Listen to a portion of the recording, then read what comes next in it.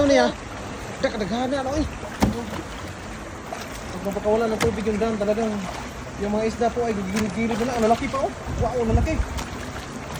Malaki. Oh.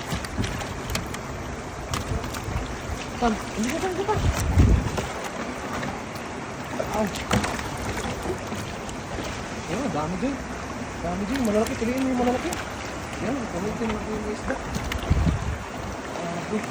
Ayan po yung damo.